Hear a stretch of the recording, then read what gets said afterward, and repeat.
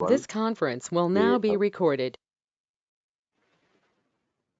कि अल्लाह ताला हमें जो है वो हमारे काम को सीधा कर देंगे और हमारे जो पिछले गुनाह हैं, जो काम खराब हुए उनको ठीक करवा देंगे। अल्लाह ताला हमें हिदायत नसीब करे। बिस्मिल्लाहिर्रहमानिर्रहीम। हमने टैक्स पेएबल तक पहुंचने के लिए कुछ स्टेप्स ले रहे थे। Number 1 steps to compute income tax पे।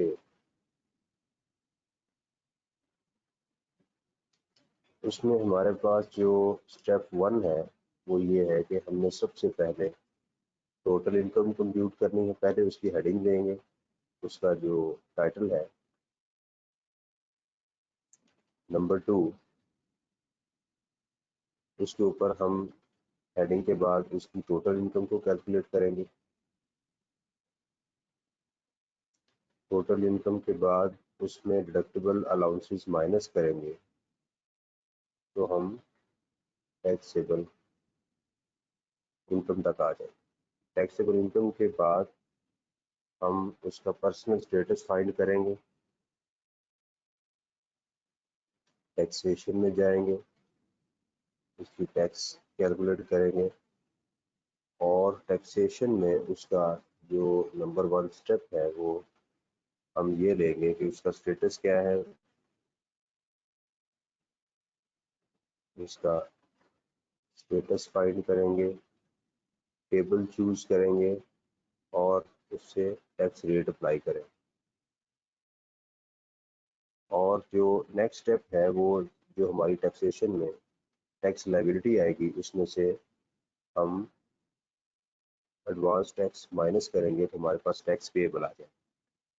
तो पहला हेड जो है हमारा वो कि हम जो है उसमें हेडिंग के अंदर क्या करेंगे, सबसे पहले उसका नाम, फिर उसको हम बताएंगे कि वो रेजिडेंट है या नॉन रेजिडेंट है, फिर उसका स्टेटस यानी इंडिविजुअल है, एओपी है या कंपनी है, और फिर उसका tax year.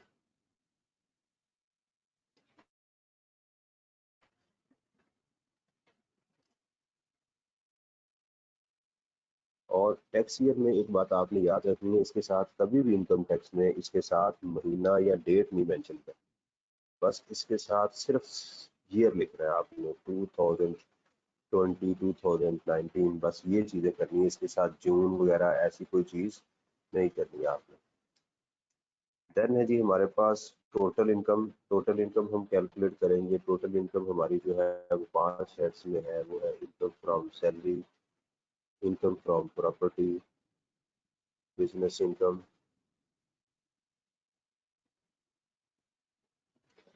Capital gains and income from other sources. और उसमें से जो टोटल इनकम है उसमें से डिडक्टिबल अलाउंसेस लेस करेंगे तो हमारे पास क्या आ जाएगी, टैक्सेबल इनकम। डिडक्टिबल अलाउंसेस क्या है, ज़कात, डोनेशन, वर्कर्स वेलफेयर फंड वगैरह। टैक्सेशन में स्टेटस कैसे फाइंड करेंगे, एओपी का तो हमें पता चल जाएगा, लेकिन इंडिविजुअल का जो सैलरीड है या नॉन सैलरीड, उसमें हम उसकी जो टैक्सेबल सैलरी है उसको डिवाइड करेंगे उसकी टैक्सेबल इनकम पे और 100 से मल्टीप्लाई करेंगे। अगर ये आंसर 75% से ज़्यादा है तो वो सैलरीड होगा और अदरवाइज नॉन सैलरीड होगा। फिर उसके मुताबिक सैलरीड या नॉन सैलरीड के हम टेबल चूज करके रेट अप्लाई करेंगे तो यहाँ हमारी टैक्स लायबिलिटी आ जाएगी। और उस टैक्स लायबिलिटी में से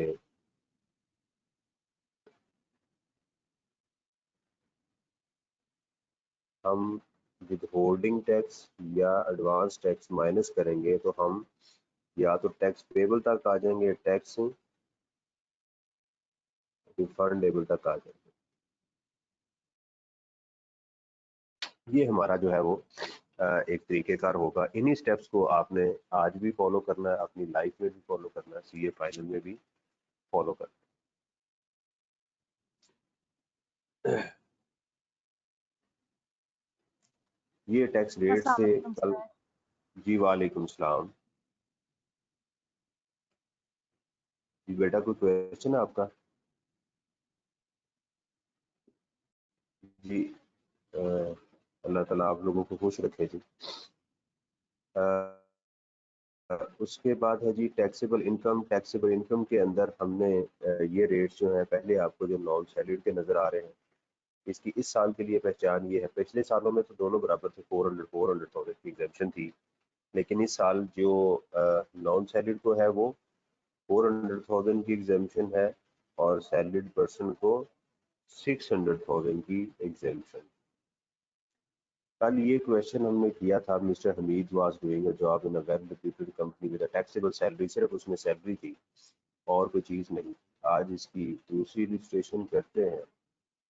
उसी क्वेश्चन के अंदर एक नई चीज़ हमने ऐड की कि उसका जो है उसके अंदर एडवांस टैक्स भी मौजूद है, तो उसकी एप्लीकेशन को हम इसमें देखते हैं। दोबारा उसी तरह हम सबसे पहले मिस्टर हमीद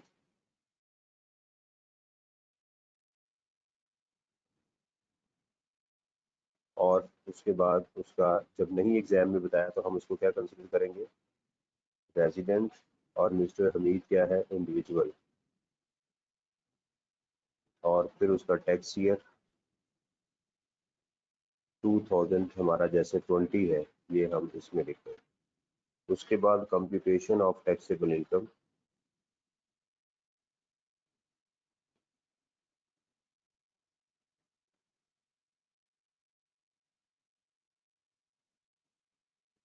और उसमें जो पहला हेड हमारे पास आ रहा है वो है सैलरी।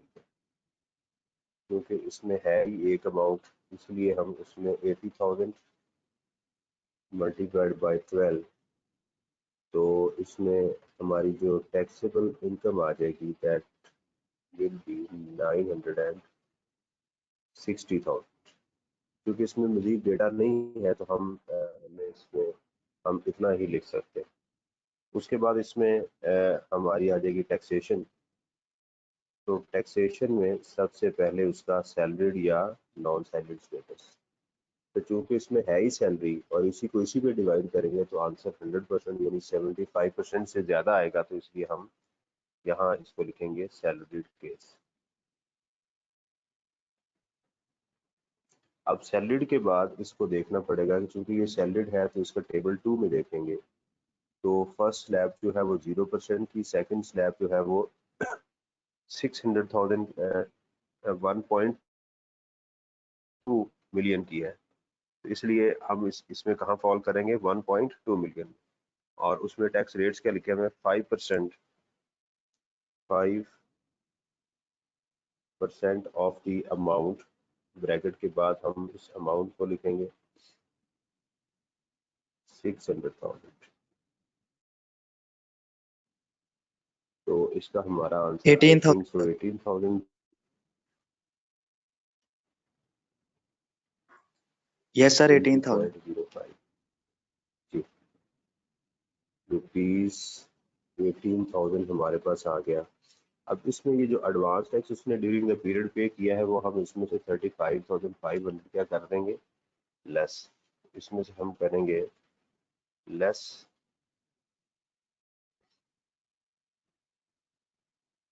विद होल्डिंग टैक्स जो उसने पे किया, दैट इज 35,500। तो हमारे पास आंसर आ जाएगा 17,500। अब ये नेगेटिव आ गया, तो नेगेटिव के साथ हम एग्जाम में लिखेंगे टैक्स रिफंडेबल। ठीक, इस तरह से ये हमारा ये कंप्लीट होगा। ठीक है जी, चलो नेक्स्ट चलते हैं। अच्छा, अब इसमें है mister Majeed is doing his business as a retailer in his colony during the current year, his business income was rupees 960। अब देखें पिछले और इस क्वेश्चन में क्या फ़र्क है कि उसमें उसकी सैलरी थी और ये क्या उसका उसकी बिजनेस इनकम है। उसी तरह हम इसी का भी हम मिस्टर मजीद का भी लिखेंगे, मिस्टर मजीद रेजिडेंट इंडिविजुअल और टैक्स ईयर 2020, और उसमें फिर उसकी computation of taxable income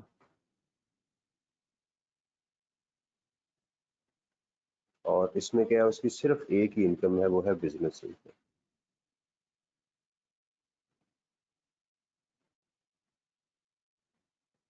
that is ₹960,000। अब चूंकि इसके साथ मंथली की कोई ऐसी इंफॉर्मेशन नहीं, नॉर्मली बिजनेस में ऐसा होता भी नहीं है एग्जाम में कि आपको मंथली इंफॉर्मेशन हो। एग्जाम के अंदर हमें बिजनेस की नॉर्मल इनकम ही दी जाती है, उसमें मंथली का सैलरी के साथ आपको मंथली मिलेगी। इनकम फ्रॉम प्रॉपर्टी के साथ आपको मंथली का कॉन्सेप्ट मिल सकता है। इसी तरह capital gain, income from mother sources, बाकी के साथ शायद आपको ये कॉन्सेप्ट नहीं मिले। तो दूसरा जो स्टेप है हमारा वो है जी इसकी टैक्सेशन का, कि हम टैक्सेशन में लेंगे। तो टैक्सेशन में चूंकि इंडिविजुअल है तो हमें फौरन उसका डिसाइड करना पड़ेगा सैलरीड है या नॉन सैलरीड। अब देखिएगा इसमें सैलरी कितनी है, 0, और इसको डिवाइड करेंगे टैक्सेबल इनकम के ऊपर इनटू 100, तो आंसर क्या आ गया, 0%। तो अगर हमारा आंसर 75% या उससे कम हो, दोनों सूरतों में वो क्या होगा, नॉन सैलरीड। ये वर्किंग एग्जाम में देने की जरूरत नहीं है, तो हम यहाँ पर क्या लिख देंगे, नॉन सैलरीड केस। और नॉन सैलरीड में नॉन सैलरीड का जो टेबल हमें गिवन होगा एग्जाम के अंदर, उसको देखेंगे। उसमें ये फॉल कर रहा है, फर्स्ट स्लैब है जी 0% की, सेकंड है 4 लाख से 6 लाख तक, और थर्ड स्लैब है 6 लाख से 12 लाख तक। तो हम इसका जो टैक्सेशन करेंगे उसमें लिखा हुआ आगे 10,000 plus 10% of the amount, parenthesis के बाद हम अमाउंट लिखेंगे, माइनस इसका 600,000। ठीक, तो 600,000 का ये टैक्स पड़ा हुआ ये। तो इसमें हमारे पास ये आंसर आ जाएगा जी इसका 360, उसका 10% लेंगे 36,000 और 10,000 ऐड करेंगे, ये हमारा आंसर आ जाएगा 46,000। 960 माइनस 600,000 इंटू 0.1 प्लस 10,000, तो 46,000। चूंकि इसके अंदर एडवांस टैक्स नहीं है तो हमारा जो क्या होगा, ये अमाउंट यही टैक्स लायबिलिटी बन जाएगी। यहाँ तक हमारा क्वेश्चन कंप्लीट हो। अच्छा जी, वेरी नेक्स्ट क्वेश्चन के अंदर, सेम क्वेश्चन के अंदर क्या दिया गया, हमें 5,000 एडवांस टैक्स दिया गया। अगर हम उसी क्वेश्चन को देखें अपना टाइम सेव करने के लिए, तो उस और इस क्वेश्चन में जो फर्क है वो सिर्फ ये है कि इसमें एडवांस टैक्स है, उसमें सिर्फ टैक्स लायबिलिटी आ रही थी और इसमें क्या है, एडवांस टैक्स है। तो अगर उसी क्वेश्चन को हम यहीं से डेटा को पिकअप करें, 46,000 को कंटिन्यू करें, तो हम सिर्फ अगर टैक्सेशन का पार्ट करें तो हम उसी को लिखेंगे टैक्सेशन। यहाँ तक वही सारे स्टेप्स लेंगे। टैक्सेशन में यहाँ लिखेंगे नॉन सैलरी केस, इससे ऊपर वाला वही डेटा आप सारा जो लिख रहे होंगे। इसी तरह यहाँ पर 10,000 प्लस 10% ऑफ द अमाउंट 960,000, 600,000, तो ये आ जाएगा जी हमारा 46,000, और इसमें से हम लेस करेंगे जो हमारा विथहोल्डिंग टैक्स है या एडवांस टैक्स है, दैट इज 5,000।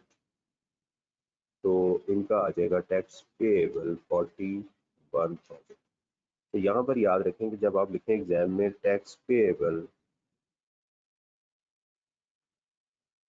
तो ब्रैकेट में लिख दें विद रिटर्न।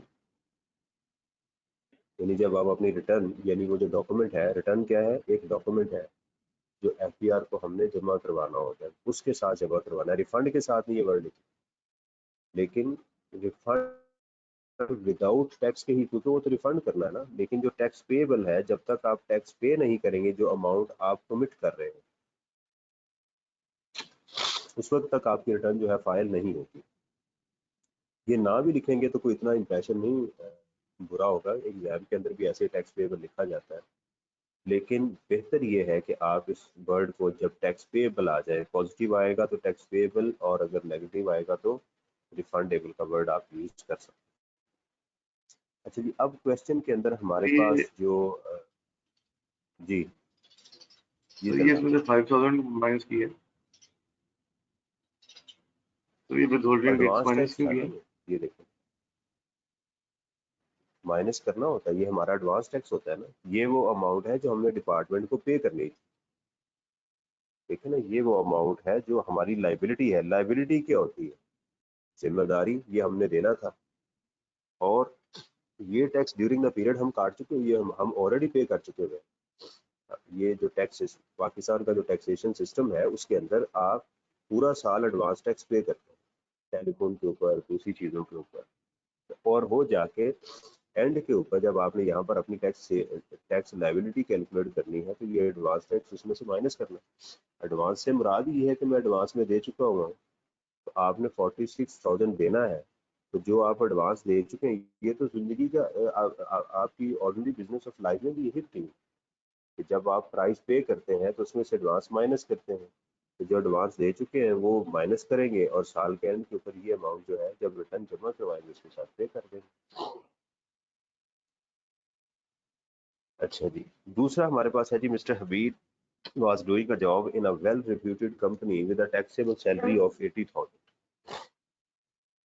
एक अमाउंट ये आ गई 80,000 की पर मंथ, इसका मतलब हमने इसको कैलकुलेट करना। After coming back from his office, he runs a retail store in his colony during the current year his business income was 800,000। अब ये पहला क्वेश्चन है जिसमें दो हेड्स ऑफ इनकम आ गए। Tax deducted on registration of car was 5,500, उसने गाड़ी purchase की, तो यहाँ पर डिडक्शन का तो नहीं होना चाहिए, यहाँ पर वर्ड कलेक्शन का होना चाहिए, क्योंकि गाड़ी पे डिडक्शन नहीं बल्कि टैक्स कलेक्शन होती है। And tax collected along with cell phone was 5,000, तो यहाँ पर दो उसने पूरे साल में 10,500 का टैक्स एडवांस में पे किया हुआ। तो सबसे पहले उसी तरह हम मिस्टर हमीद का, मेरे पास स्पेस कम है तो आप उसी तरह मिस्टर हमीद का अपनी प्रैक्टिस के अंदर लाजमन लिखा करें। कुछ स्टूडेंट कहते हैं सर मैं एग्जाम में लिख लूंगा, तो वो आदत पड़ जाती है, तो फिर एग्जाम में भी वो नहीं लिखा जाता, ये बात याद है। तो आप अगर मेरे साथ क्वेश्चन कर रहे हैं तो पहले ज़रा वो हेडिंग लिख लें, mister Hamid resident individual tax year 2020, फिर मैं इसको सॉल्व करवाऊँ।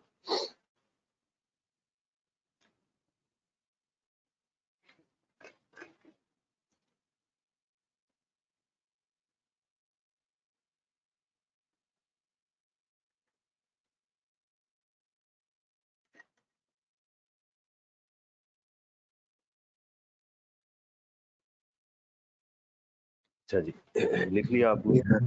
Yes sir. हाँ जी। अच्छा, अब हमारा वो क्वेश्चन स्टार्ट होगा। पहले हम लिखेंगे इसमें कंप्यूटेशन ऑफ टैक्सेबल इनकम।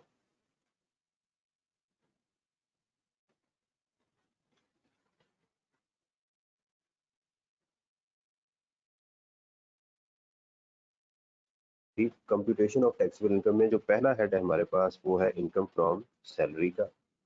अच्छा, ये मैं कलर यूज कर रहा हूँ, आपको एग्जाम में अलाउ नहीं है कि आप समझें कि सर जो है ना वो रंग बिरंगे काम करते हैं तो हम भी ये करेंगे। मैं चार्टर्ड अकाउंटेंट हूँ तो मैंने पेपर नहीं देना, तो आपको एग्जाम में मेरा ख्याल है लिखा होता है उसके नीचे कि आपने कोई डिफरेंट कलर यूज नहीं कर।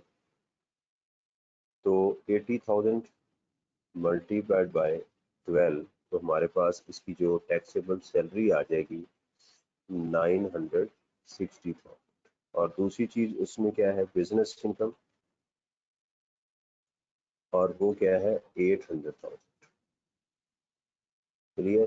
तो ये हमारे पास उसकी जो टैक्सेबल इनकम आ जाएगी 176,000।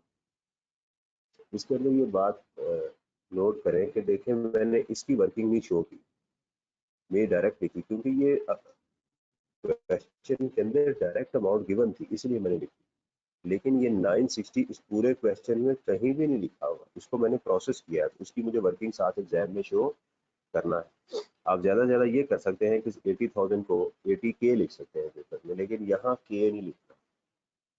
तो इसको हम कहेंगे कि ये हमारी क्या आ गई जी, टैक्सेबल इनकम आ गई।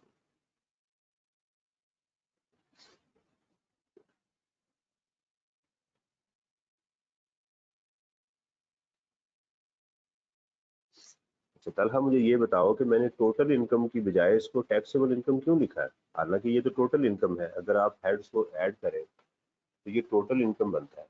क्या आप मुझे बता सकते हैं कि इसको मैंने टैक्सेबल इनकम लिख दिया, क्या ये बात गलत नहीं है?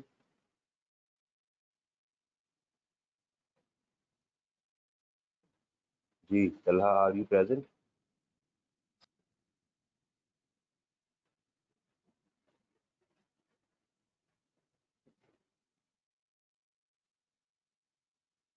जी, any student in the class?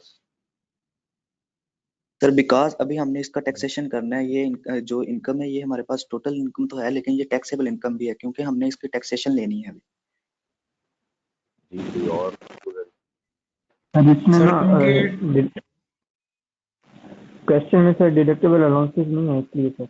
हाँ ये रीजन है बेटा, तो टैक्सेबल इनकम मींस आपकी टोटल इनकम माइनस टैक्सेबल, तो इसके अंदर चूंकि हमारे डिडक्टेबल अलाउंसेस जीरो है तो हमारी टोटल इनकम इस क्वेश्चन में, टोटल इनकम और हमारी टैक्सेबल इनकम दोनों बेटा बराबर है, इसलिए हमने टोटल इनकम को ही टैक्सेबल इनकम लिखा। ये है इसका आंसर, इसके अंदर डिडक्टेबल अलाउंसेस नहीं है, क्योंकि टैक्सेबल इनकम का फार्मूला जहन में आपने रखना है, taxable income means total income minus deductible allowances. तो जब एग्जाम में मेरे पास ज़कात, donations, profit on debt, workers welfare fund ये नहीं है तो फिर मुझे क्या करना है, उसको लिखने की ज़रूरत नहीं है, फिर मैं डायरेक्ट इसी को टैक्सेबल इनकम लिखूंगा। यानी यहाँ पर मैं अलग से एक फ्रेमवर्क बनाऊँ, इसमें लिखूँ नीचे कि लेस डिडक्टेबल अलाउंसेस, ज़कात, डोनेशन वो 0 करूँ, ऐसा नहीं पेपर में करना, उससे बुरा इंप्रेशन पड़ेगा। जी सॉरी सर, नेट का प्रॉब्लम हो रहा था इस वजह से नहीं बता पाया सर। इसमें हमारे पास डिडक्टेबल अलाउंस नहीं है, इस वजह से हमने इसको डायरेक्टली टैक्सेबल इनकम लिखा। जी जी, यही रीज़न है उसकी, यही रीज़न है उसकी। ठीक है, तो इसलिए इसको ज़रा एहतियात करनी है कि ये जो चीज़ नहीं पेपर में, जैसे इस क्वेश्चन के अंदर देखें टोटल इनकम में भी मेरे पास ना इनकम फ्रॉम प्रॉपर्टी है, ना मेरे पास कैपिटल गेन है, ना इनकम फ्रॉम अदर सोर्सेज है, तो मैंने वो हेड भी नहीं यहाँ लिखे। ठीक है ना? हाँ, एग्जामिनर आपसे कहेगा आगे जाके जब हम मेन क्वेश्चन में जाएंगे तो वो आपसे पूछेगा कि show all relevant exclusion and exemptions, तो वहां जाके फिर मैं आपसे जो है वो ये आपको बताऊंगा कि कहाँ पर कौन सी इंफॉर्मेशन जीरो भी हो फिर भी लिखनी है। ठीक है, तो वो आगे जाके आपको मैं जो है वो इशू आपके साथ में डिस्कस करूंगा। अच्छा जी, ये हमारा स्टेप कंप्लीट हो गया। अब यहाँ पर हम जाएंगे, ये क्वेश्चन जो बेटा मैं करवा रहा होता हूँ इसकी घर प्रैक्टिस किया करें, छोटे छोटे क्वेश्चन है टेबल की, आपको प्रैक्टिस की आदत पड़े ताकि फिर हम इसे आगे चल सकें। उसमें हमारे पास जो नेक्स्ट चीज़ आ रही है जी वो है टैक्सेशन की, कि हमने टैक्स अब कैलकुलेट करना है। तो टैक्सेशन में हम ये सबसे पहले क्या करेंगे जी? ये प्रैक्टिस कहाँ से करें क्वेश्चंस की? यही जो मैंने आपको जो है ये भेजी, ये आपके पास फाइल मौजूद नहीं है? ये फाइल कौन सी? आपके पास मौजूद नहीं है? ये मैंने लेक्चर मेरा बेटा वहाँ पढ़ा हुआ है नेट के ऊपर, यूट्यूब के चैनल के ऊपर, वहाँ ये सेम क्वेश्चन वहाँ पर मौजूद है। चल ये ठीक है कल सर, भी मैंने लिंक भेजा था, तो वहाँ जी से सर। आप इन क्वेश्चन को देख सकते हैं। ठीक है जी, और मैं और सर व्हाट्सएप वो ग्रुप में मुझे बुक भी नहीं है तो उसका क्या करना है, कि पीडीएफ अगर हो तो? बुक जो है वो मैंने आपको कल 2 नंबर भेजे थे व्हाट्सएप के ऊपर, एक शुएब ने, एक मैंने, तो उनसे राब्ता करने वो आपको होम डिलीवरी जो है ना प्रोवाइड कर देंगे। जब तक आपके पास बुक्स नहीं होगी तो मैं आपको नोट्स प्रोवाइड कर दूंगा। जैसे अभी तो किताब प्रॉपर स्टार्ट ही नहीं हुई, अभी तो सिर्फ मैं अपने से क्वेश्चन करवा रहा हूँ, सिस्टम के ऊपर बात कर रहे हैं। जैसे ही वो बुक आपको मिलेगी या नहीं मिलेगी तो मैं उतनी देर तक आपके साथ जो है वो नोट शेयर करता रहूँगा, ठीक है, इसमें आपको इशू नहीं आएगा इंशाल्लाह। अच्छा जी, अब आगे जी हमारे पास टैक्सेशन का। तो टैक्सेशन में हमने सबसे पहले स्टेटस इसका, क्योंकि इंडिविजुअल है तो उसका हमें स्टेटस फाइंड करना पड़ेगा, तो हम उसका स्टेटस देखेंगे। उसका तरीकेकार क्या है कि टैक्सेबल सैलरी को डिवाइड करेंगे टैक्सेबल इनकम के ऊपर। तो ये आ गया 960,000 salary divided by taxable income into 100। तो इसका आंसर आ गया जी 54.45%। ठीक, तो ये सर आंसर अगर 75 से जी इस क्वेश्चन में ये सैलरीड भी है और नॉन सैलरीड भी है, तो इसको कैसे ट्रीट करेंगे? बेटा मैं वही बता रहा हूँ ना कि इसमें सैलरी भी है और बिजनेस भी है, उसका एक तरीकेकार है, उसका एक फार्मूला है। वो फार्मूला है taxable salary divided by taxable income. Taxable salary को डिवाइड करना है इसके ऊपर। अगर ये आंसर आपका 75% से ज़्यादा आए तो ये सैलरीड होगा, अदरवाइज ये नॉन सैलरीड होगा। ठीक, अब चूंकि इसका आंसर जो है वो 54.45 आ रहा है, इसलिए ये क्या है, क्योंकि 75 या इससे कम होगा तो ये क्या होगा, नॉन सैलरीड होगा। ये उसका फार्मूला है। ठीक है, आपने जब भी इंडिविजुअल का क्वेश्चन आएगा तो आपने क्या करना है कि इंडिविजुअल के क्वेश्चन के अंदर सैलरी को डिवाइड करना है टैक्सेबल इनकम के ऊपर। यही इसका तरीकेकार है। एओपी का तो आपको मैं बताऊंगा कैसे पता चलेगा कि ये एओपी का क्वेश्चन है। फिलहाल हम सिर्फ इंडिविजुअल की, कि एक आम आदमी की, कि जो पार्टनरशिप फर्म नहीं है, जो कंपनी नहीं है, उसकी कैलकुलेशन हम कर रहे हैं। अब उसके लिए हमें क्या देखने पड़ेंगे, नॉन सैलरी के टैक्स रेट्स। वो टैक्स रेट्स आपको एग्जाम में मिलेंगे, मेरे सामने पड़े हुए हैं। तो अब हम देखते हैं कि हम किस स्लैब में फॉल कर रहे हैं। पहली 0 है, दूसरी 6 लाख तक है, तीसरी जो है 12 लाख तक है, फोर्थ स्लैब जो है वो है 24 लाख तक। और उसके अब रेट्स देखें, उसमें लिखा हुआ है 70,000 प्लस 15% ऑफ द अमाउंट। अब ब्रैकेट के बाद फौरन ये टैक्सेबल इनकम आपने लिखनी होती है एग्जाम में, 16 माइनस उसमें आगे लिखा हुआ है उसी टेबल के अंदर 1.2 मिलियन। तो ये अमाउंट मैंने कहाँ से उठानी है, टेबल से। ये अमाउंट कहाँ से उठानी है, टेबल से।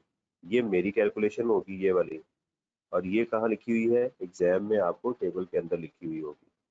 अब आप इसको 1760 इसको माइनस करेंगे 12 लाख इसमें से, और मल्टीप्लाई करेंगे 15% के साथ, तो ये आ गया 84,000, और प्लस इसमें 70,000 आप ऐड कर देंगे। तो मेरे पास जो इसकी टैक्स लाइबिलिटी आएगी दैट विल बी 154,000। इसमें इसने मुझे 2 एडवांस टैक्स दिए, एक गाड़ी के ऊपर 5,500 का, और एक मुझे उसने दिया हुआ सेल फोन के ऊपर। तो इन दोनों को हम क्या करेंगे, इसमें से लेस कर देंगे। ठीक, इसमें से हम करेंगे लेस एडवांस टैक्स या विदहोल्डिंग टैक्स, जो भी आप एग्जाम में लिखना चाहें। उसमें एक है कार के ऊपर, वो है जी 5,500, और दूसरा है उसके मोबाइल के ऊपर, सेल फोन के ऊपर, वो है जी 5,000। तो दोनों को चाहें तो आप इधर भी लिख सकते हैं, और इनर कॉलम में लिख के भी आप टोटल कर सकते हैं। तो ये आ गया जी हमारे पास 10,500, ये एडवांस टैक्स हमारे पास आ गया। ठीक है जी, और इसमें से आप 10,500 को माइनस करेंगे तो हमारे पास आंसर आ जाएगा जी इसमें 143,500। क्योंकि ये पॉजिटिव आंसर है तो इसको हम लिखेंगे टैक्स पेएबल। ठीक है जी, विद रिटर्न भी आप लिख देंगे, इस तरह से होगा जी। अब मेरे से क्वेश्चन पूछ लें कोई, इसके ऊपर हेडिंग लिखेंगे और बाकी सारा तरीकेकार वैसे ही होगा। अस्सलाम वालेकुम सर। जी वालेकुम अस्सलाम। सर ये जो सेल फोन और कार के साथ हमने टैक्स पे किया है सर, ये हम कब पे करेंगे, और मतलब ये कौन सा टैक्स है, वैल्यू एडेड टैक्स है या फिर सेल्स टैक्स है? कौन सा, कार वाला? सर ये जो जी सर। ये वाली अमाउंट जो है, ये वाली आप कह रहे हैं 5500 की, यस यस ये सिर्फ और सिर्फ बेटा इनकम टैक्स है। उन्होंने तो बड़ा सर अच्छा वो जो क्वेश्चन किया गाड़ी में, तो हम सेल्स टैक्स बेटा उसका हमारे साथ हम अभी पे कर लेते हैं वो तो हम काउंट नहीं करते ना। बेटा अभी उसका हमारे साथ ताल्लुक नहीं, जब सेल्स टैक्स पढ़ेंगे फिर वहां पढ़ाऊंगा जो गाड़ी के ऊपर आप सेल्स टैक्स पे करेंगे तो उसका क्या ट्रीटमेंट। अभी तो आपने जो वही सिर्फ एडवांस टैक्स ट्रीट किया जाएगा जो आपने इनकम टैक्स पे किया है। अभी हम सिर्फ इनकम टैक्स की कैलकुलेशन कर रहे हैं, जब वो वहां सर पर मेरा जाएंगे ये तो फिर मैं आपको सर मेरा ये जी मतलब जी था कि ये हमने इनकम टैक्स पे किया जो पे किया सेल्फ ओनर कार के साथ। जी जी बिल्कुल बिल्कुल, इसमें सेल्स टैक्स वगैरह को कंसीडर नहीं करना आपने। Thank you. ठीक है, ठीक हो गया जी। तो अगर एग्जाम में आपको गिवन भी हो उसने सेल्स टैक्स पे किया है तो उसको आप कंसीडर नहीं करें, ठीक है। तो ये और क्वेश्चन होगा आपका। चलें जी आगे। अच्छा जी, अगर आपको बेटा कोई कंफ्यूजन हो तो ये मेरा लेक्चर जो है ये उस पर यूट्यूब पे पड़ा हुआ है मेरे चैनल के ऊपर, आप उसको जाके दोबारा भी देख सकते हैं। जी बेटा। सर पिछली इलस्ट्रेशन जहाँ पर टैक्स कलेक्शन लिखा हुआ, अगर वहां पर टैक्स डिडक्शन लिखा होता तो हम 5500 को उसमें से माइनस करके फिर उसमें से माइनस करते। नहीं बेटा, वो कलेक्शन और डिडक्शन दोनों एडवांस टैक्स है, ये वर्ड है सिर्फ, इसका उसके साथ कोई ताल्लुक नहीं है। ये सर ये जिस तरह दोनों यहाँ का पर टैक्स तरीकेकार एक डिडक्टेड ही है, लिखा हुआ लेकिन रजिस्ट्रेशन वो का। हाँ जी बेटा, यहाँ कलेक्शन वो लफ्ज गलत था तो मैंने काट के इसको ठीक कर दिया, तो टर्म गलत लिखी हुई है इसके अंदर क्वेश्चन में, गलती से वहाँ कलेक्शन होना चाहिए, क्योंकि डिडक्शन होती है हमें इनकम में टैक्स कटता है, जो कलेक्शन होती है वो नहीं जब हम सर, गाड़ी जब एक खरीदते हैं तो हम tax. Ji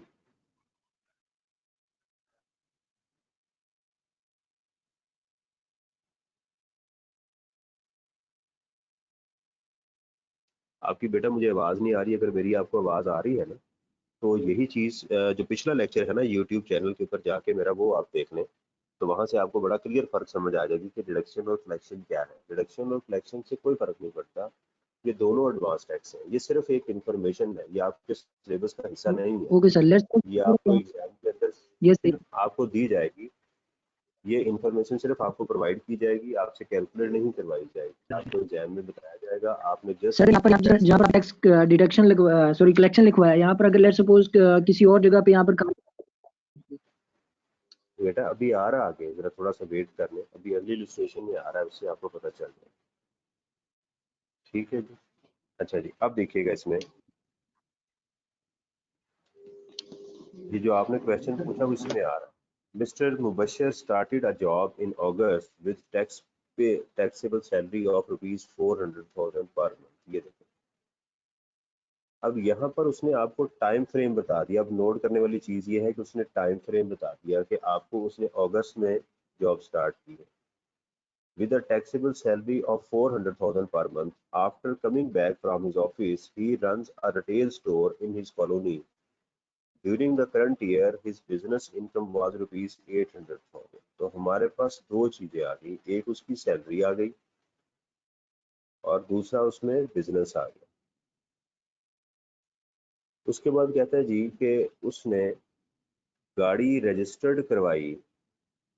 the tax collected on registration of the car was 50,000। उसने गाड़ी रजिस्टर्ड करवाई और अथॉरिटीज को क्या दिया, टैक्स पे किया 50,000। देखें, जब उसने यहाँ मेंशन नहीं किया ना कि ये सेल्स टैक्स है या इनकम टैक्स है, तो इनकम टैक्स का क्वेश्चन करते हुए आप उसको इनकम टैक्स समझेंगे और सेल्स टैक्स का क्वेश्चन करते हुए आप उसको सेल्स टैक्स समझेंगे। यानी एग्जामिनर इसके साथ बड़ा क्लियर कट बताता नहीं है कि ये इनकम टैक्स है, ये सेल्स टैक्स है, तो हमें समझना पड़ता है चूंकि मैं इनकम टैक्स का क्वेश्चन कर रहा हूँ तो ये इनकम टैक्स है, और सेल्स टैक्स का क्वेश्चन कर रहा हूँ तो ये सेल्स टैक्स है। हाँ, अगर इनकम टैक्स के क्वेश्चन में वो सेल्स टैक्स देगा तो उसका वर्ड साथ यूज करेगा, और इसी तरह अगर सेल्स टैक्स के क्वेश्चन में वो इनकम टैक्स का कोई वर्ड देगा तो उसको साथ लिखेगा ये इनकम टैक्स है, अदरवाइज वो सिर्फ टैक्स कहेगा। ठीक है, टैक्स का वर्ड जो है वो नॉर्मली यूज करते हैं। तो ये हो गया। And with cell phone was ₹5,000, और उसने इसी तरह अपने मोबाइल फ़ोन का भी उसने बिल पे किया और उसके साथ भी 5,000 रुपया उसने पे कर दिया।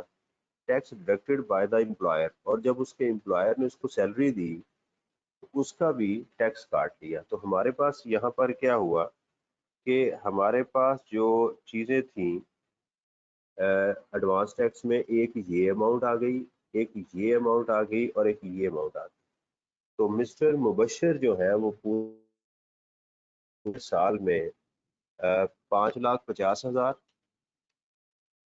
प्लस 50,000 प्लस 5,000, 6,05,000 रुपया वो एडवांस टैक्स पे कर चुके हो, राइट। अब इनका हक है कि वो इन तमाम अमाउंट्स को जो वो दे चुके हुए हैं, इन अमाउंट्स को वो क्या करें, अपनी टैक्स लायबिलिटी जब कैलकुलेट करें तो उसमें से क्या करने, वो माइनस कर लें।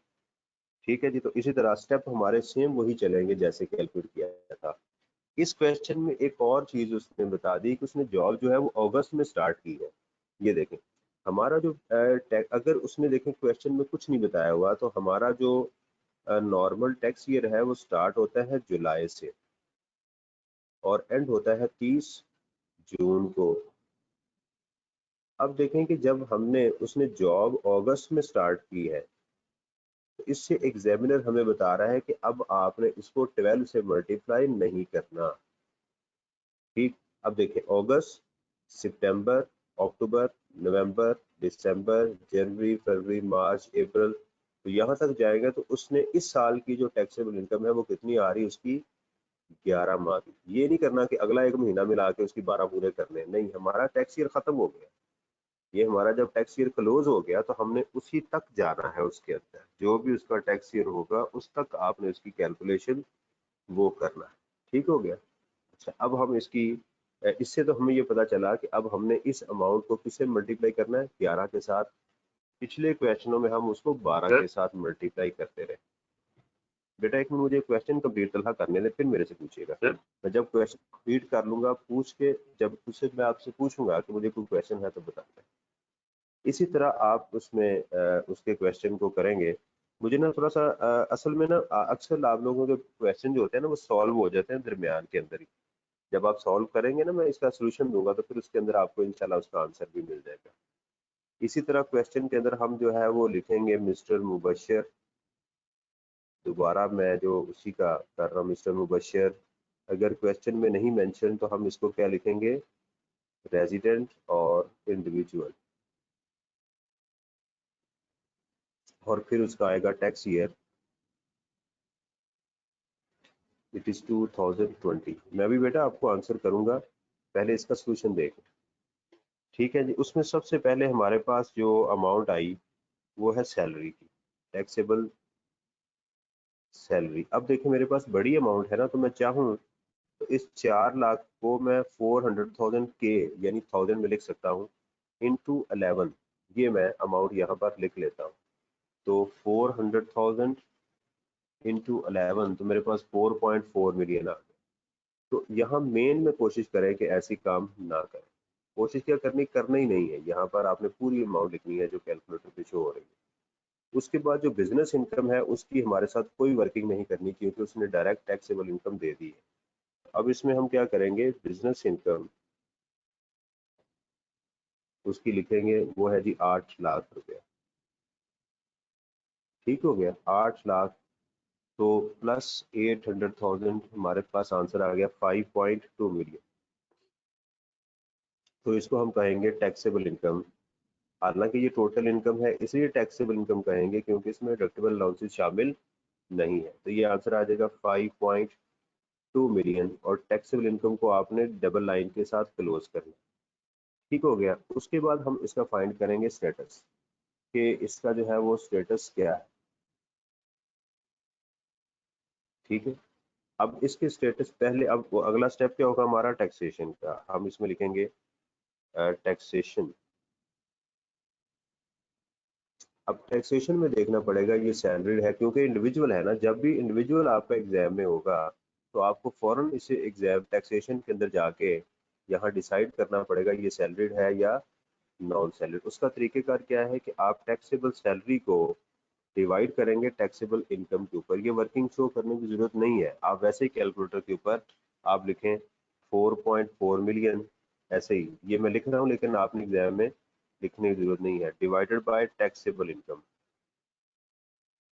इनटू 100, तो देखते हैं कि आंसर क्या आता है।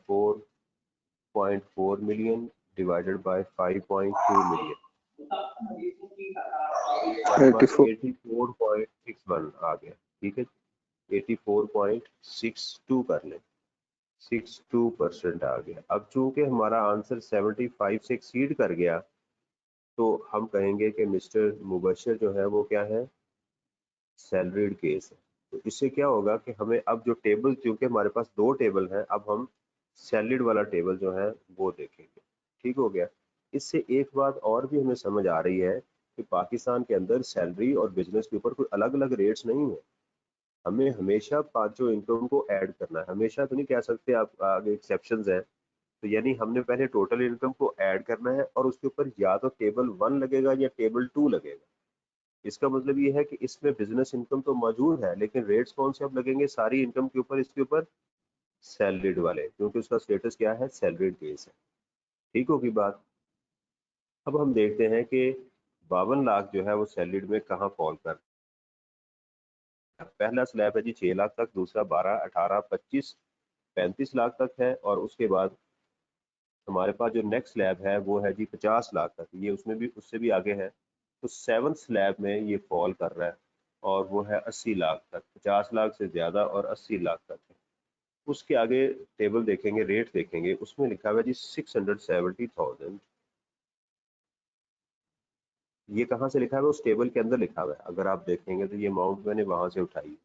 प्लस आगे लिखा हुआ है जी 22.5%, ये भी टेबल के अंदर अमाउंट मौजूद है, इनटू अब ये वाली अमाउंट मैंने कौन सी लेनी है, ये वाली, ये जो मुझे मैंने खुद कैलकुलेट की है 5.2 मिलियन। कहता जी एक्सीडिंग 5 मिलियन, तो 5 मिलियन ये मैंने कहाँ से अमाउंट उठाई, ये भी टेबल में से उठाई। तो इस टेबल में से मुझे 3 अमाउंट मिली, एक ये वाली, दूसरी ये परसेंटेज, और तीसरी ये अमाउंट मैंने खुद कैलकुलेट की है, प्रोसेस करके शो की है। तो इसका मेरे पास आंसर क्या आ गया जी, इसका इन दोनों में को माइनस करेंगे, इसमें से इसको, तो 2 लाख, ठीक, इंटू 22.5%, तो 45,000 आ गया, 45,000, और प्लस उसमें ऐड कर देंगे 670,000 को।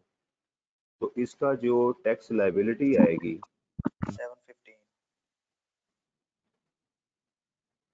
कितनी आ जाएगी जी, 715,000। ये वो अमाउंट है जो मिस्टर मुबशर ने टैक्स डिपार्टमेंट को पे करना है। वो कहता है कि जनाब मैंने पूरा साल आपको कुछ अमाउंट एडवांस में दी है, तो डिपार्टमेंट कहता है वो माइनस कर ले।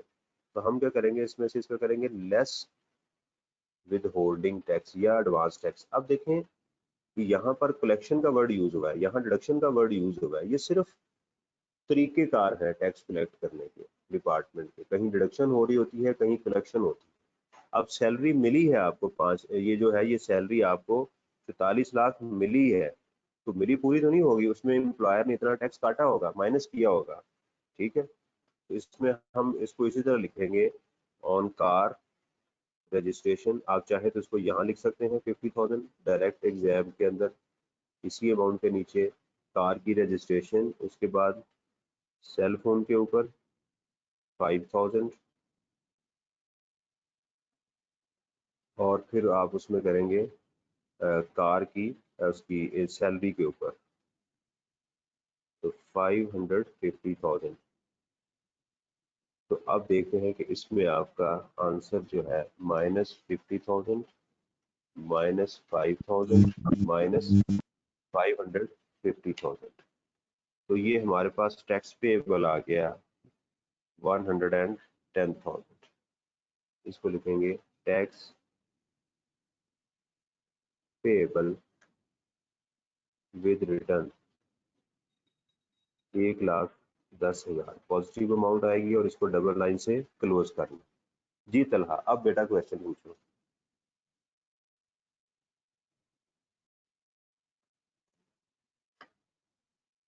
जी मेरा बेटा, किसी का क्वेश्चन हो तो पूछ सकता है मेरे से। सर वो अरहम सलीम थे। अच्छा अरहम था जी। अरहम सर मेरा एक क्वेश्चन है, आपने बताया था कि जी जी टेबल का एक फीचर है कि वो पूरे साल की इनकम के ऊपर टैक्स दे रहा है और टैक्स रेट्स उसके पूरे साल की इनकम के हैं, जी लेकिन यहाँ पे हमारे पास सैलरी तो जी 11 जी महीने की है, तो ये कैसे अप्लाई कर सकते हैं हम टेबल इस पे, नहीं बेटा, क्योंकि पूरे पूरे साल साल में उसने किया ही 11 माह काम है ना। देखे ना, अगर नहीं आपने पूरा साल इस महीने इस साल के अंदर आपने 5 माह काम किया है तो हम उसको पूरा साल कंसीडर करेंगे ना। 6 माह अगर आपने काम नहीं किया, 7 माह काम नहीं किया, यानी उसने इस जॉब को स्टार्ट किया अगस्त में, ठीक है। Yes sir. अगर तो वो हमें ये एग्जाम में बताए कि उसने जुलाई में फलां कंपनी से इतने पैसे लिए, तो मैं उसको भी यहाँ ऐड करता। जो आपने सवाल किया है ना, हमने खुद से ज्यूम नहीं कर लेनी कोई चीज, जितना एग्जामिनर बताएगा हमने उसी बात पे स्टिक रहना है कि ये जो बता रहा है मैंने ऐसे ही कैलकुलेट, खुद से कोई ऐसी assumption नहीं लेनी। यानी अगर वो मुझे जो इसी क्वेश्चन में अगर जुलाई की बता दी जाए कि जनाब इससे पहले वो फलां कंपनी में काम करता था, वहां उसकी सैलरी 3 लाख रुपया थी, तो मैं इस 4,44,44 लाख के अंदर उस 3 लाख को ऐड करना चाहिए था मुझे। क्योंकि मुझे इन्फॉर्मेशन नहीं गिवन, तो मैं उसी इन्फॉर्मेशन पे ही स्टिक कर गया। ठीक है जी। ठीक है सर, ठीक। कोई और क्वेश्चन हो पूछ सकते हैं। स्टेप आपके जहन में बेटा ये बार बार रटे होने चाहिए जी। सर यहाँ पर हमने टैक्स ईयर 2020 लिखा है, अगर वो टैक्स ईयर चेंज कर दे, कोई और क्वेश्चन के अंदर बता दे, तो फिर वही लिखेंगे। जो चीज अभी मैं नहीं बता रहा ना, आपने उसको नहीं सोचना। अभी मैं ओके सर। जितनी चीज बता रहा हूँ ना, देखें ये हमारा चैप्टर नंबर 1 है, ये जो एरिया है ना, दिस इज चैप्टर नंबर 1, इसके ऊपर हमने बात करनी है। टैक्स ईयर को कैसे डिसाइड किया जाएगा, ये रेजिडेंट नॉन रेजिडेंट कौन होता है, इसको कैसे देखा जाएगा, normal special transitional tax year क्या होते हैं। अभी मैं आपको कुछ नहीं सिखा रहा, अभी मैं सिर्फ एक काम सिखा रहा हूँ, टैक्स कैलकुलेट कैसे करना है, टेबल को कैसे। इसके अलावा अगर आपको कोई चीज नहीं समझ आ रही, डोंट वरी अबाउट दैट।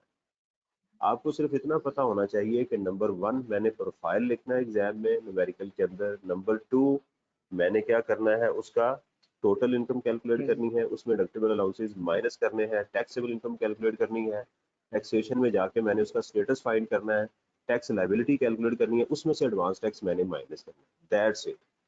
ये बात मैं प्रैक्टिस करवा रहा हूँ। और टेबल में रेट कैसे चूज करना है, ये टेबल 1 लगेगा, टेबल 2 लगेगा, ये दोनों टेबल आपको एग्जाम में गिवन होंगे अगर एप्लीकेबल होंगे।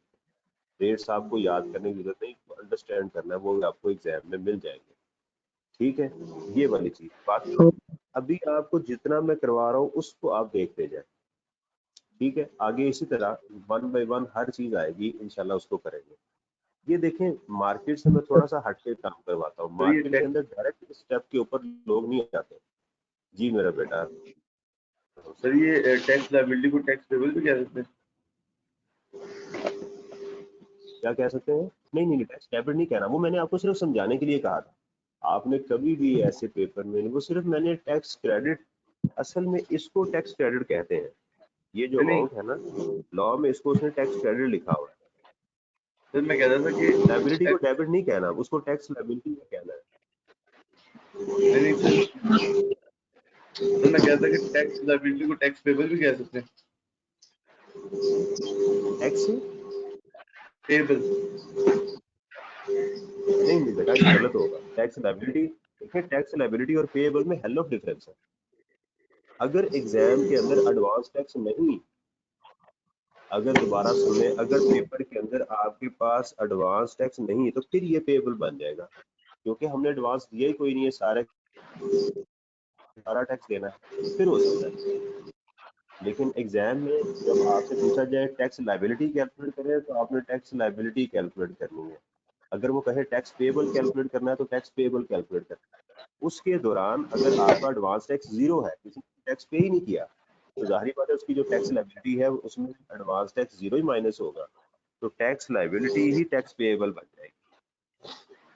जी ठीक हो गया। सर जिस तरह पीछे इलस्ट्रेशन में एक क्वेश्चन आया भी है जहाँ पर हमारे पास एडवांस टैक्स नहीं था, 46,000 हमारा टैक्स पेएबल था। हाँ जी, वो उसको देखें, मैं आपको दोबारा बता दूं, अगर एग्जामिनर आपसे कहे कि टैक्स पेएबल कैलकुलेट करें तो आपने टैक्स पेएबल कैलकुलेट करना। अगर वो कहे जी एडवांस टैक्स कैलकुलेट करें तो आपने एडवांस टैक्स कैलकुलेट करना। ठीक होगी बात? तो इसके अंदर मैं आपको वही दोबारा समझा रहा हूँ कि आपने एग्जाम के अंदर वही चीज़ कैलकुलेट करनी है जैसे रिक्वायरमेंट होगी एग्जामिनर की। ठीक है, एक मिनट रिकॉर्डिंग